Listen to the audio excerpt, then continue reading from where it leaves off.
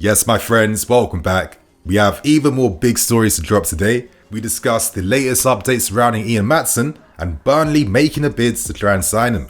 We have updates around N'Golo Kante. And then we move on to discuss Kendrick Pires officially being announced by a club. We see the official home kit for next season.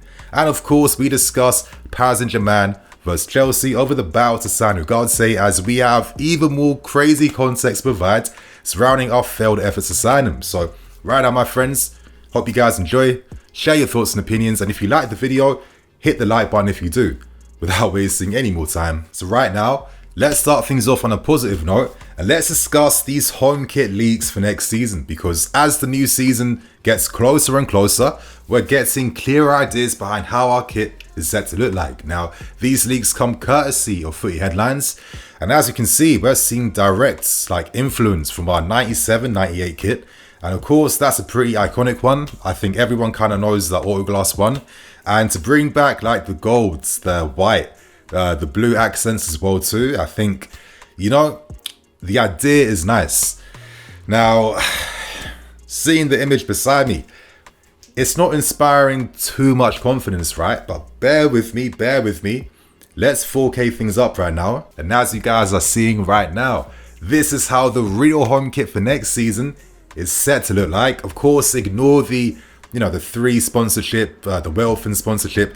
That's clearly a placeholder, right? I'd imagine that Allianz and a new sponsor for the sleeve are going to be adorning our shirt for next season. But seeing the reality of what it could look like for next season, not going to lie, I think this is a winner. I honestly think this kit is a winner for next season.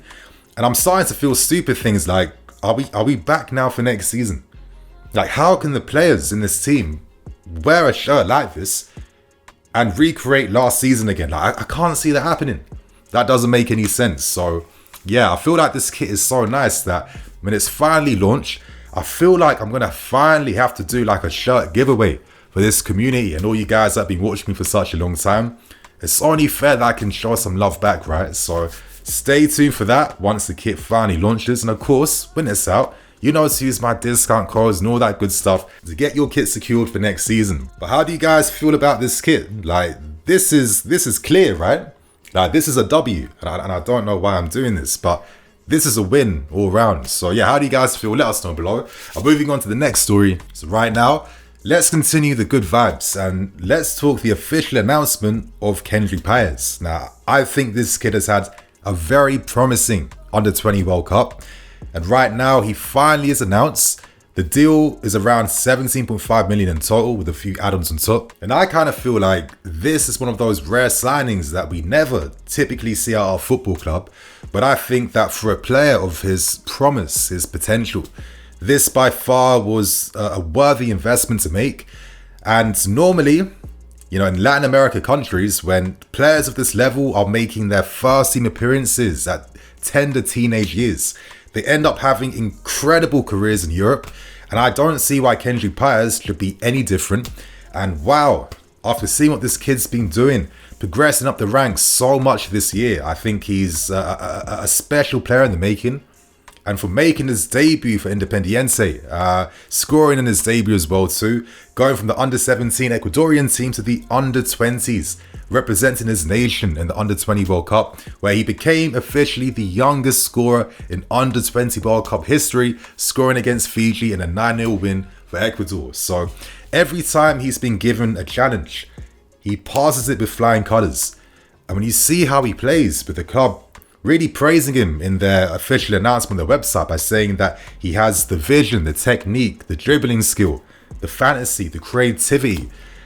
We don't tend to see this profile of player at this football club. Currently, Independiente producing 2 wonder kids in Caicedo and Pires. And I do kind of feel like to make Pires just transition to life easier in London, if we can add Caicedo to our squad in this summer window, when we finally see Pires in the 24-25 season, wow, it's going to be incredibly exciting. And I'm just praying that he gets the opportunity to remain with the first team and doesn't get instantly loaned out elsewhere. But as I keep stressing, every test he's given, he does pass with flying colours. For example, he was the top talent of the 2022 Next Gen Trophy Awards, an award that is renowned for, introducing us to many of the best young players in the world right now. And yeah, I'm gassed, you guys.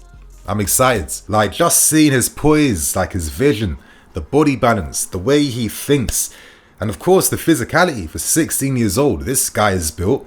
He can ride tackles, he can use his upper body as well too. And for me, it's going to be really interesting to see how we plan to use him in the future. Like, is he going to be like a De Bruyne style, like Mazzala in midfield? Will he play on the right hand side of a front three? Will he be like the attacking mid behind a striker? Like, with someone like Pires, he could be anything. And I'm hoping that we get this guy's career right. No more silly mistakes, no more silly signings blocking anything. This kid can go all the way. And wow. Yeah, we did it, you guys. We did it. So share your thoughts and opinions too. And right now, let's move on to the next story. Is the Saudi League becoming the next league that could blow up across the world? It's starting to seem like that.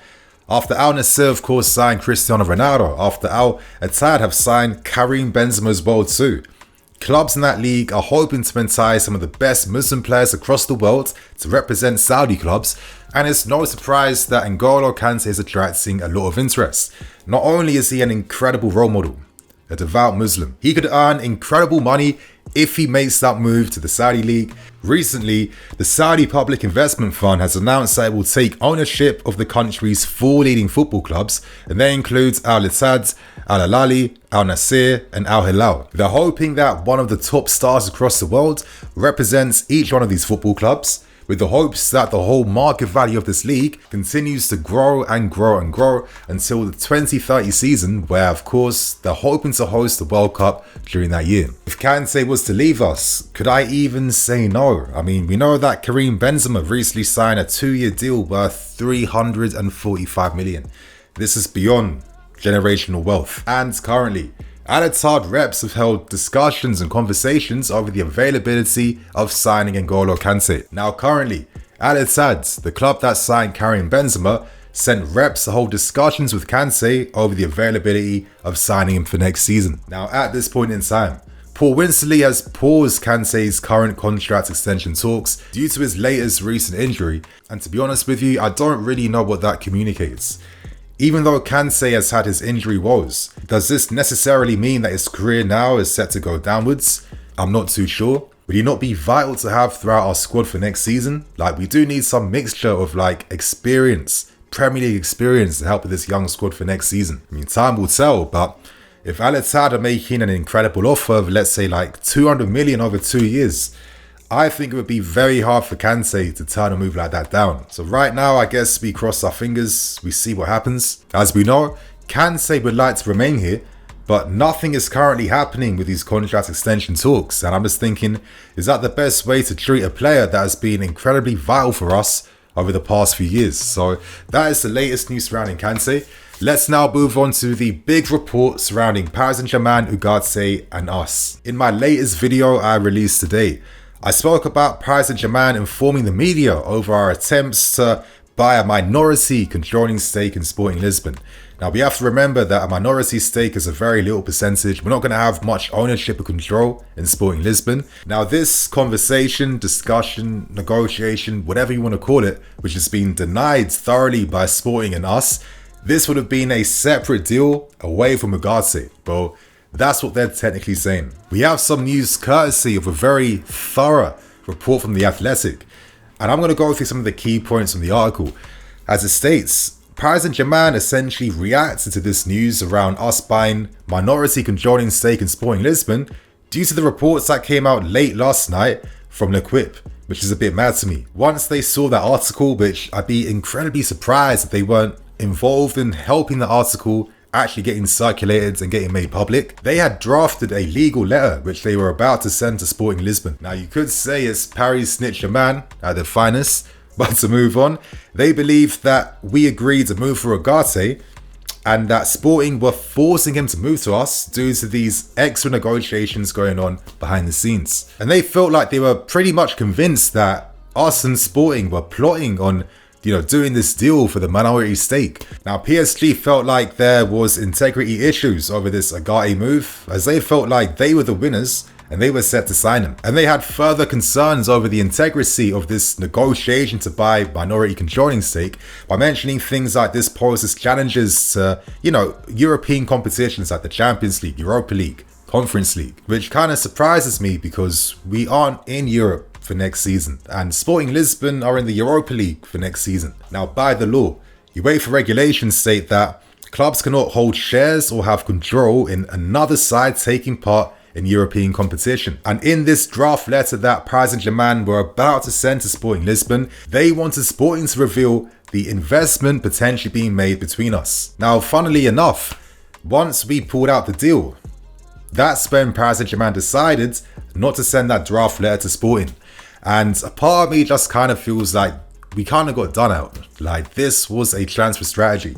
I think it communicates that they're very desperate to sign Ugarte. They're adamant that they're not paying 10 million euros, they're not paying 5 million euros, and that their valuation of the fee they're giving him is pretty similar to ours. At the time, we pulled out because Paris Saint-Germain eclipsed our offer. So right now, we don't technically know what the truth is. But for me, I can't get over this hypocrisy from Paris Saint-Germain.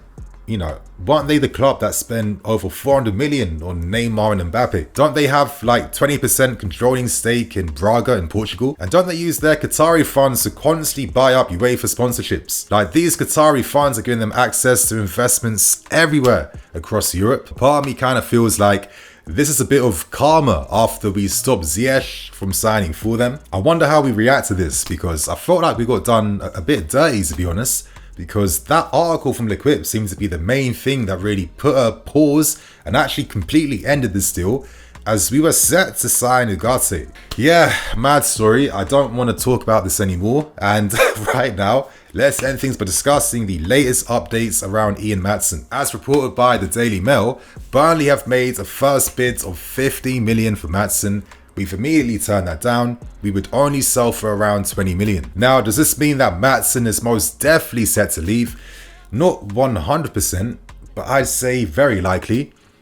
If there was a solution for Cucurella, who does have some interest back home in Spain, most notably from Atletico Madrid, who knows what could happen? But for me, I think this is a bit far-fetched because I don't see us receiving anywhere near close to the same money that we paid for Cucurella from last season.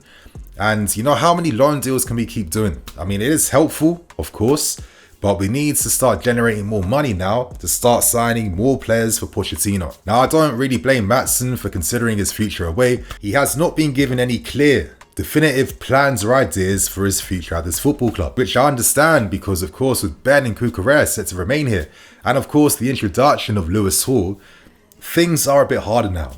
But if Maatsen does end up leaving, and I think him going and remaining with Burnley is probably the best thing for him. I'm looking at Vincent Kompany. Man City signed the Spanish guy. What's his name? Man City signed that Spanish fullback, something Gomez from Anderlecht. And this guy had an incredible season in Belgium. And just like Ian Maatsen, it's a similar profile of like these very fluid style wingbacks that can invert, that can overlap, that can get in the final thirds, that have that type of goal scoring threat and the crossing ability from the box too. And I do feel like continuing to learn under Kompany in a team that he's familiar with, in a system he's familiar with, is the best thing for his young career right now if he decides to leave us and of course pursue Burnley on a permanent deal.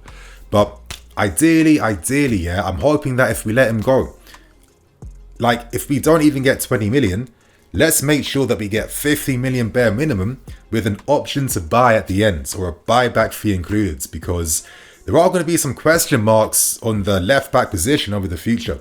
So if Maatsen continues to perform really well in the Premier League next season, like his first major test, who knows, if we still own him, we could bring him back in a year or two and he could potentially have a position here. But I think for the way this guy plays this game, his technical ability, like this guy is a very techie style player. I don't think we should easily discard him. He could be of value in the future. So my friends, that's the latest news today. There's more stories. I'm going to have to make a video for tomorrow morning because there's too much news today that came out. So make sure you guys sub to Blue Lions TV and check me tomorrow. So thank you guys for watching. I'm Nini FC and I'll see you guys tomorrow. Cool.